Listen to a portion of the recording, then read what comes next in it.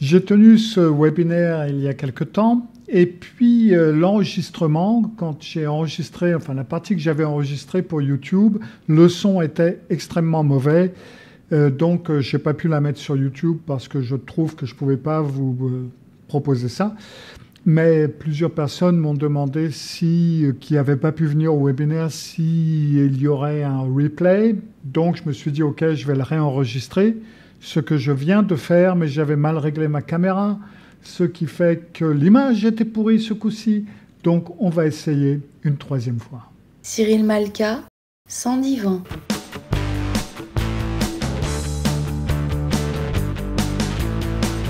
Cyril Malka.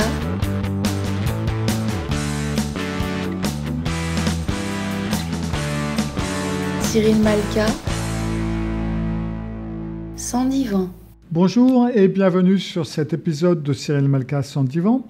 Et donc dans cet épisode, je vais parler de comment dire non et comment tenir bon quand on va essayer de vous faire des objections. Pour ceux qui ne me connaissent pas encore, je m'appelle donc Cyril Malka, je suis psychologue, cognitif et comportemental ainsi qu'hypnothérapeute. Vous pouvez en savoir plus sur moi si vous allez sur mon site personnel, malka.fr. Là, d'ailleurs, vous pourrez également prendre rendez-vous avec moi si ça vous intéresse.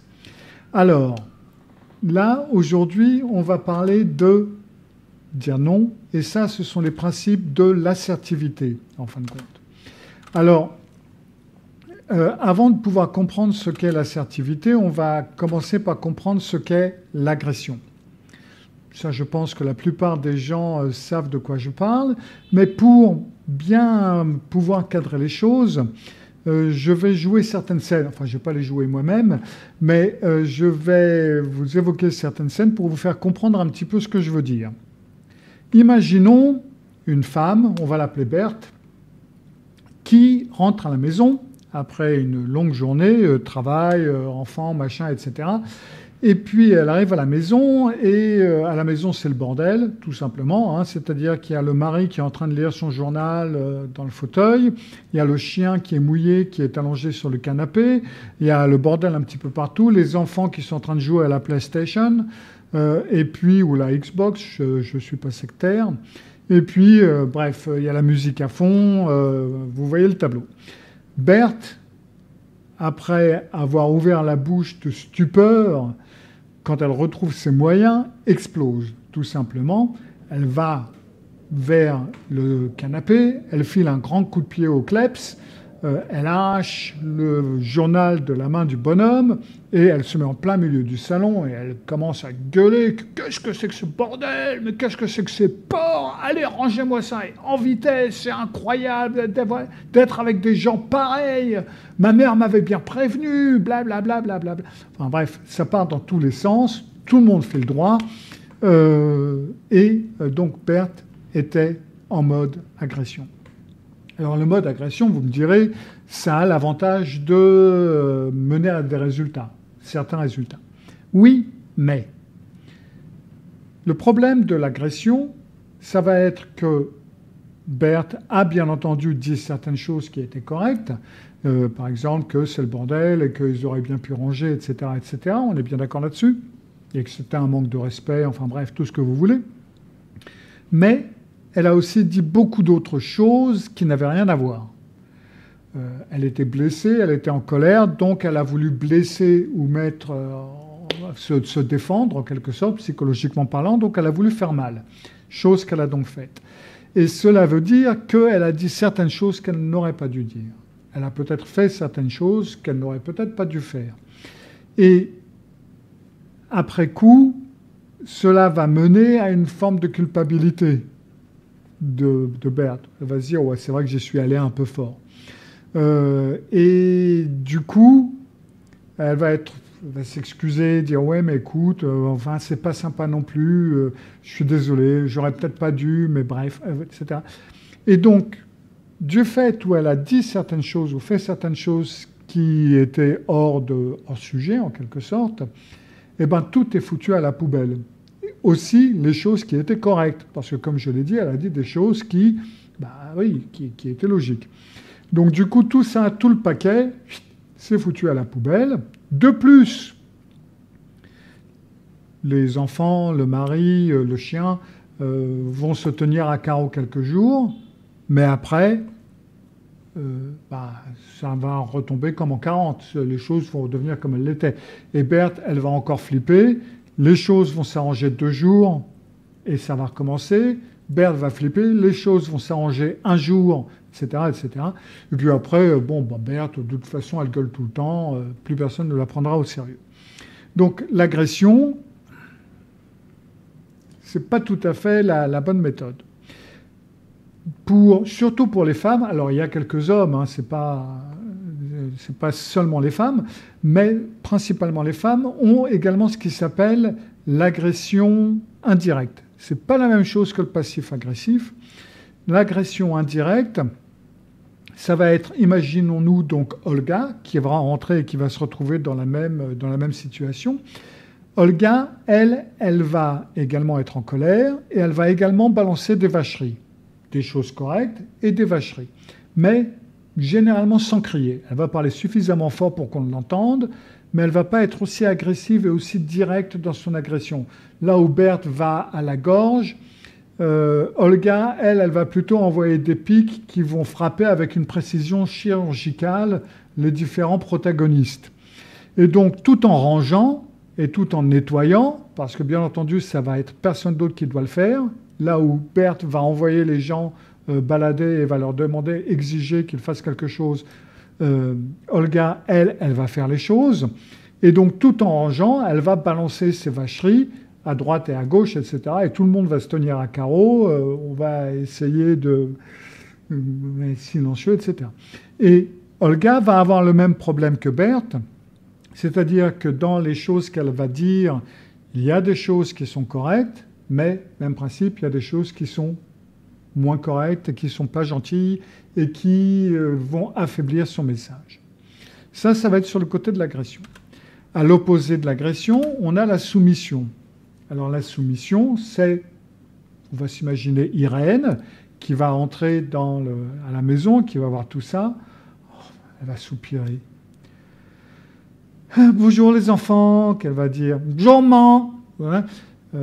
Bonjour chérie. Elle va lui faire une bise sur le front, il va presque pas la remarquer. Ça s'est bien passé aujourd'hui. Elle va poser les courses qu'elle a faites sur le chemin du retour, elle va ranger, elle va rien dire. Elle va tout bien ranger, elle va faire à manger, elle va se dépêcher, elle va même stresser pour qu'on mange à l'heure. Et puis éventuellement, elle va se plaindre à des collègues ou à son psy ou à des amis, mais rien aux enfants et rien au mari. Et Irène, comme de bien entendu, elle ne va pas pouvoir balancer son message et les choses ne vont pas s'arranger pour elle non plus. Alors là, j'ai pris les 2 extrêmes, enfin les 3 si on prend l'agression indirecte. J'ai pris les 3 extrêmes, mais il est très rare qu'une personne soit 100% agressive ou 100% soumise. Ça va généralement alterner, c'est-à-dire qu'elle peut être soumise au travail, agressif à la maison, ou à la maison soumise vis-à-vis d'une personne et agressif vers les autres. Enfin bref, donc il va y avoir une forme d'équilibre, en quelque sorte, dans les deux, mais aucune des 2 méthodes n'est optimale. Entre les deux, il y a donc l'assertivité. Et l'assertivité, ça va être respecter les autres, vous respecter vous-même, trouver éventuellement des compromis et dire ce que vous avez à dire tout en respectant l'autre. Alors là, on va dire, par exemple, ça va être Suzanne qui va rentrer à la maison et voir cela et qui va dire, les mecs, vous vous êtes éclatés, mais moi, il est hors de question que je nettoie tout ça et que je fasse à manger en même temps. En plus, c'est pas tout à fait correct de laisser la maison comme ça en bordel. Donc, si toi et toi, les enfants, vous allez ranger votre PlayStation, vous rangez ceci et cela, vous mettez vos jouets, vous allez dans votre chambre et faire vos devoirs. Et toi, Fred, t'arrêtes ton journal et puis tu fais la vaisselle. Et moi, je vais préparer à manger. Et puis comme ça, tout va rentrer dans l'ordre. Ça, c'est l'assertivité et c'est la façon d'agir. Maintenant, l'assertivité a le gros avantage qu'on peut plus facilement obtenir ce que l'on désire ou ce que l'on ne désire pas, on peut plus facilement s'exprimer, on peut plus facilement dire certaines choses en évitant les conflits, mais ça n'est pas une baguette magique. C'est-à-dire que si vous êtes, je sais pas moi, si vous êtes face à un narcissique, par exemple, vous pouvez dire ce que vous voulez, que ce soit assertif, agressif ou quoi que ce soit, ça changera le plus probablement rien. Par contre, et là est la grande différence, c'est que si vous apprenez les méthodes assertives, en cas de discussion, vous savez exactement ce que vous avez dit, vous savez exactement les mots que vous avez utilisés, vous savez exactement le ton que vous avez utilisé, et donc vous êtes inattaquable. C'est-à-dire que quand l'autre, éventuellement, vous dit « Mais dis donc, tu m'insultes », vous ne pouvez parfaitement dire « Non, non, non, non, je ne t'ai pas insulté. » Ou si tu m'as dit que « Non, non, je t'ai dit exactement », là, vous pouvez répéter la phrase. Et là, vous savez exactement ce que vous avez dit. De même, vous connaissez exactement votre ton de voix et vous savez exactement comment vous l'avez dit. Et vous pouvez toujours lui dire « Non, non, je ne t'ai pas parlé de façon énervée, je t'ai parlé de façon neutre, je t'ai dit tout simplement blablabla, blablabla, blablabla. » Après, c'est tout. Alors, on est bien d'accord qu'avec un narcissique, de toute façon, vous aurez tort. Mais, encore une fois, pour vous, personnellement, ça vous enlèvera un doute.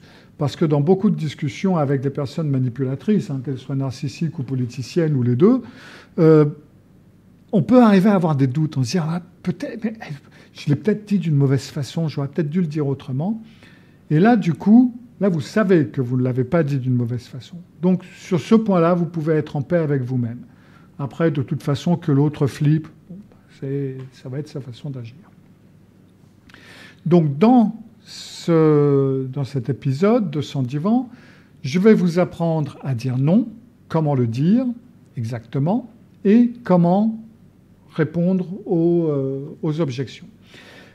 On ne va pas travailler sur comment demander ce que vous voulez, ou comment gérer un conflit, ou comment donner une critique, parce que ça, c'est beaucoup plus évolué. Vous pourrez éventuellement suivre mes programmes que j'ai sur ce sujet. Vous les trouvez sur malka.academy, académie avec un Y au bout. Et parce que c'est plus compliqué. Par contre, dire non et tenir bon, c'est plus facile parce que vous êtes la personne qui est sollicitée. C'est-à-dire que quand vous devez donner une critique ou quand vous devez demander quelque chose ou si vous voulez que quelqu'un arrête de faire quelque chose, vous êtes obligé d'être la personne qui va entamer la conversation, qui va venir avec le message. Et ça demande quand même plus de méthode et plus d'habitude. Que quand vous dites non, c'est l'autre qui vient vers vous avec une proposition et vous vous contentez, entre guillemets, de la nier, de lui dire non. Et c'est donc plus facile pour commencer. Mais ça vous apprend les techniques de base qui peuvent vous être bien utiles aussi dans d'autres circonstances. Alors on va faire encore un jeu de rôle. On va imaginer qu'on va avoir Chantal qui est à la maison. Elle a pris un jour de congé aussi parce qu'elle a pas mal bossé ces derniers temps, donc elle est bien fatiguée, elle est bien crevée. Elle a fait ce qu'elle avait à faire à la maison qui était en retard, etc. Elle a rattrapé des trucs qu'elle devait rattraper. Elle a même fait le ménage et tout est bien. Maintenant, elle s'est fait un petit thé. Elle s'est pris son bouquin. Elle a mis du bar sur la chaîne stéréo. Et puis, elle s'allonge sur son canapé pour lire son bouquin en buvant son thé, en se reposant. Les gamins, elle doit aller les chercher dans quelques heures. Donc, elle a 3-4 heures pour se reposer. Ça va être parfait. Elle vient de commencer à se reposer quand, ding-dong, ça sonne à la porte. Et c'est sa copine, Monique. Et Monique lui dit « Oh là là, Chantal, heureusement que tu es là. On a pu entendre la musique et tout. Oh, heureusement que tu es là. Est-ce que tu peux me garder Pierre et Paul ?» Pendant que moi, je vais chez le coiffeur, ça va durer à peu près 3 heures, parce que c'était le seul rendez-vous qu'il avait à me proposer. Et moi, il faut que j'ai les cheveux bien faits pour le week-end, parce qu'on va au mariage de ma belle-sœur, et donc j'aimerais bien que ce soit joli. Est-ce que tu peux me garder Jacques et Peter ? Pierre et Paul, Paul et Jacques, enfin bref, les gamins. Et Chantal a 9 chances sur 10 pour répondre oui. Déjà, premier problème. Si Chantal a décidé de se reposer, c'est qu'elle a besoin de se reposer. Beaucoup de personnes, et surtout les femmes, peuvent avoir une tendance à ne pas vouloir refuser des services à moins d'être quasi mourante. Ou à moins vraiment d'avoir une très très bonne excuse, quoi. C'est-à-dire que là, elle est obligée de sortir pour aller faire quelque chose de très important. Là, elle peut vraiment pas. Ou alors, elle est vraiment malade, à crever, en train de tousser ses poumons. Là encore, à la limite, elle pourra dire non. Mais le fait de devoir se reposer, par exemple, c'est pas une excuse suffisante.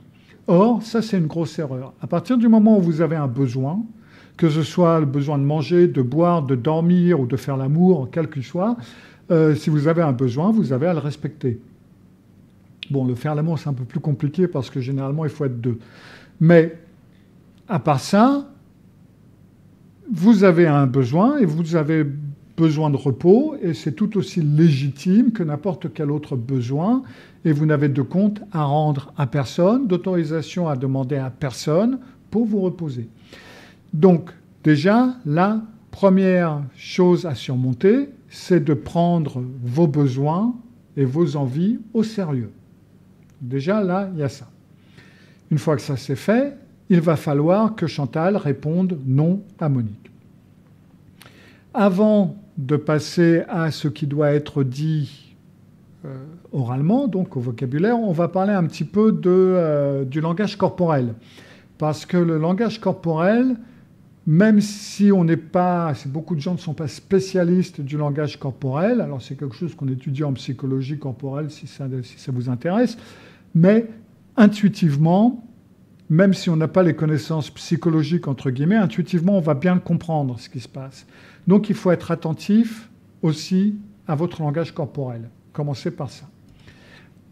Quand vous allez répondre non, ou quand Chantal va répondre non, il faut qu'elle se tienne bien droite. Droite, les mains le long du corps, ou éventuellement sur les genoux, sur les jambes, etc. Mais il faut qu'elle se tienne droite et neutre. Il ne faut pas qu'elle ait les épaules comme ça, et puis il ne faut pas non plus les bras croisés ou ce que vous voulez. Niette, ça on ne fait pas. Donc les bras le long du corps, totalement neutre. Il faut regarder votre interlocuteur dans les yeux. Alors il ne faut pas non plus... D'accord ? Mais il ne faut pas baisser les yeux parce que là, si vous répondez non, non, je ne peux pas, ça ne va pas marcher, tout simplement. Donc vous regardez votre interlocuteur dans les yeux d'une façon relativement naturelle. Si vous avez un peu de mal, concentrez-vous sur le troisième œil, comme on l'appelle, ou sur les sourcils, par exemple. Alors un sourcil à la fois, généralement. Donc vous regardez dans la région des yeux. Vous ne souriez pas. Surtout, ne souriez pas, parce que si vous souriez, ça va être ou compris comme de la soumission. Non, je suis désolé, je ne peux pas. Oui, non, ça ne marche pas. Ou alors, ça va être compris comme vous vous foutez de sa gueule, tout simplement. Et ça risque d'être très, très mal pris, donc pas de sourire. Vous êtes neutre. Puis la voix, faites très attention à votre voix. Vous trouvez une voix entre un murmure inaudible et puis une corne de brume. Vous avez quand même pas mal de choses entre les deux. Donc vous avez une voix tout à fait normale.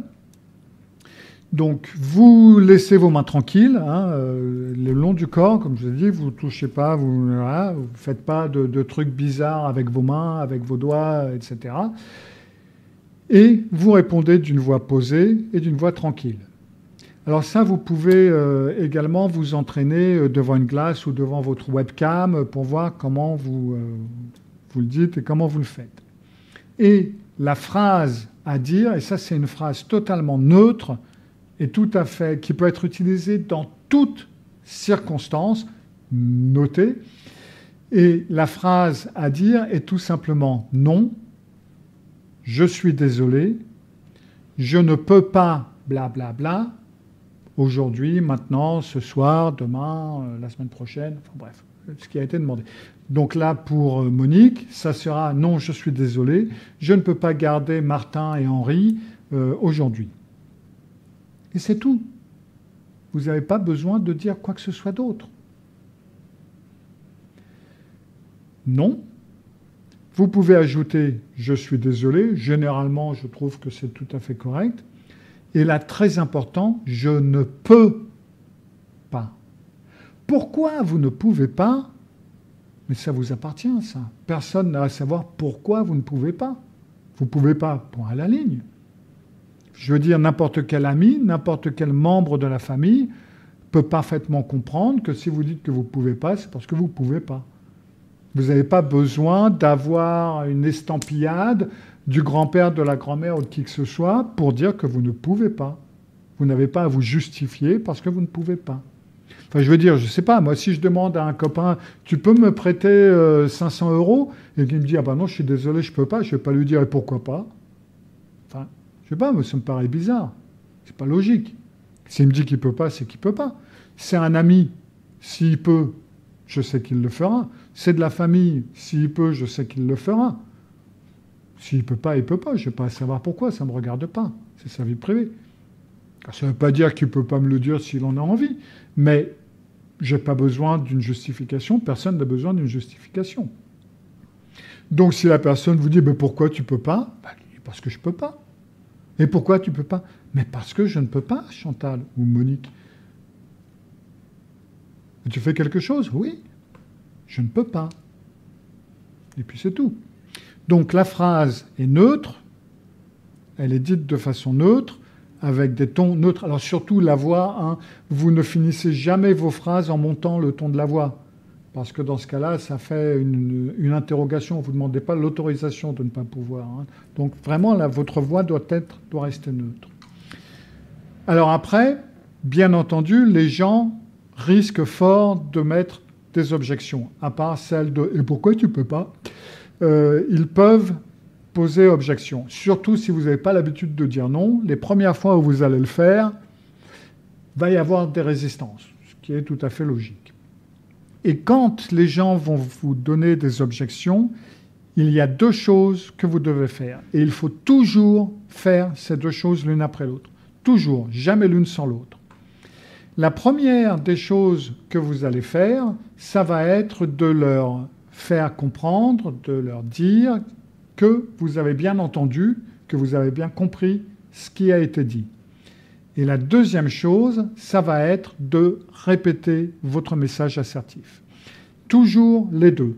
Si vous ne faites que le premier, c'est-à-dire que si vous leur dites, si vous leur indiquez que vous avez bien entendu, que vous avez bien compris, oui, ben oui, je vois bien, oui, c'est vrai, c'est un problème que je ne puisse pas garder les enfants maintenant.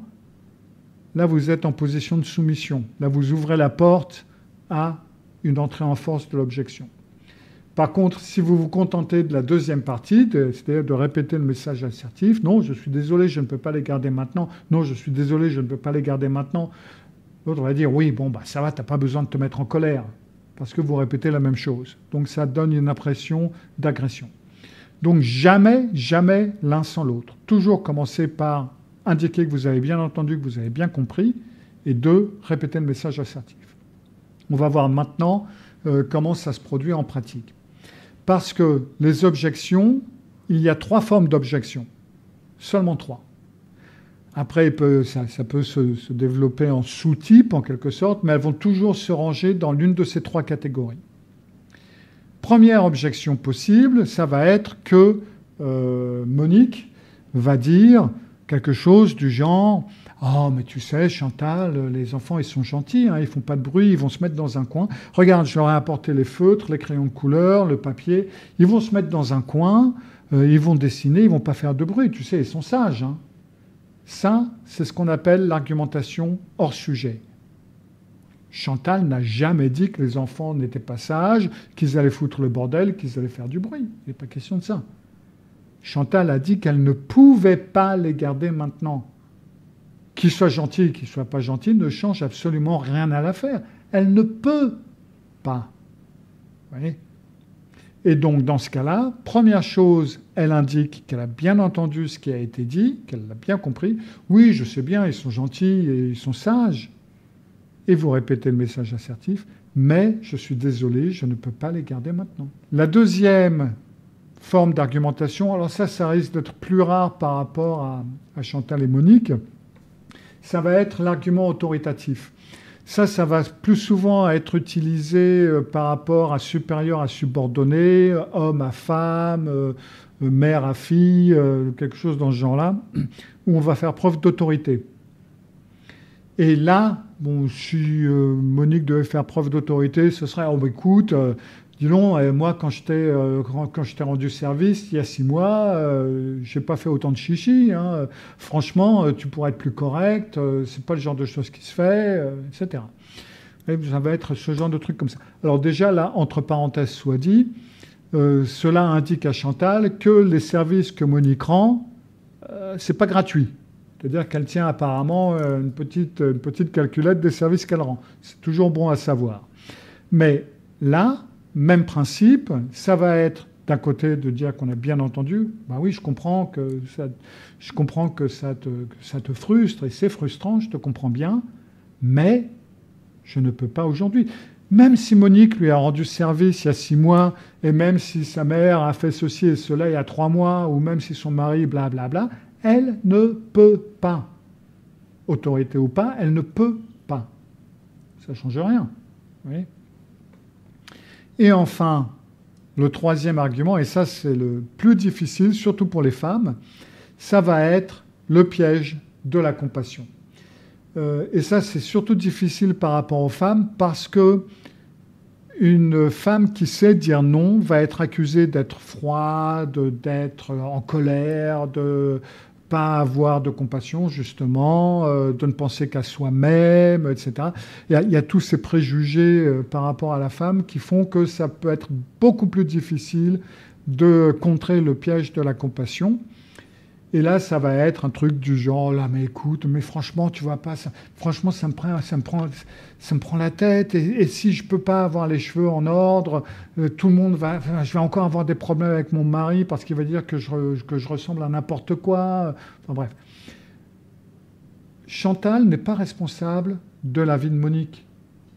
Chantal n'est pas responsable que Monique ait pris rendez-vous trop tard ou je sais pas. C'est le problème de Monique. On peut avoir de la compassion, comprendre que c'est un problème, et ne pas pouvoir faire quelque chose vis-à-vis de ça. Il y a plein de choses pour lesquelles je peux avoir de la compassion, mais n'empêche que je ne peux rien y faire. Et là, c'est exactement la même chose. Vous pouvez parfaitement avoir de la compassion, Chantal peut avoir de la compassion. Oui, je vois bien que c'est un problème, je vois bien que c'est un gros problème, mais je ne peux vraiment pas garder les enfants aujourd'hui.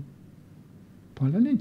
Parce que Chantal... Elle a une vie, il faut qu'elle se repose pour une raison X ou Y parce qu'elle est extrêmement fatiguée, parce qu'il faut qu'elle soit là et qu'elle soit disponible pour ses enfants, ou qu'elle soit là et qu'elle soit disponible pour sa vie, pour avoir du temps avec son mari, machin, etc. La vie de Chantal, c'est la vie de Chantal, la vie de Monique, c'est la vie de Monique. L'une n'a pas la responsabilité de la vie de l'autre. En règle générale, les objections vont arriver dans cet ordre. C'est-à-dire que généralement, on va avoir le hors-sujet en premier et la compassion en dernier, plus ou moins avec l'argument autoritatif qui ne va pas toujours être utilisé. Il peut y avoir, bien entendu, des exceptions. Hein. Par exemple, les enfants peuvent rapidement aller directement au piège de la compassion. « Oh, allez, maman, sois pas vache, etc. » Par la force de l'habitude, parce qu'ils n'ont pas le temps. Hein. Et puis aussi parce que ils peuvent aussi en mélanger avec du hors-sujet. Ah, mais tu sais, je serai gentil. Oh, allez, maman. Voilà. Ça va être les deux. Donc, généralement, ça va être le hors-sujet en premier, la compassion en dernier. Donc, attendez-vous de toute façon à ce que le piège de la compassion, peut-être pas si c'est votre boss au boulot, hein, qui là, par contre, va s'arrêter à l'autorité, mais généralement, ça va être dans cet ordre. Pour en savoir plus, donc, j'ai l'assertivité pour tout le monde sur malka.academy. Je mets le lien en description. Et puis, si vous êtes une femme, j'ai tout un programme avec l'assertivité au boulot, l'assertivité dans le couple et l'assertivité vis-à-vis des enfants.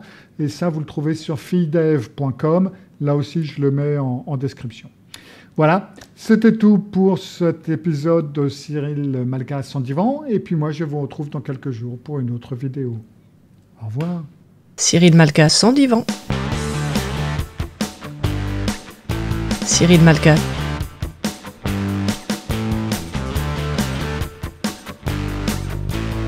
Sans divan.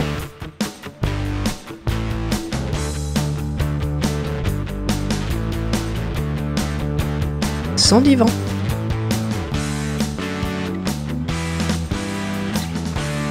Cyril Malka. Cyril Malka sans divan.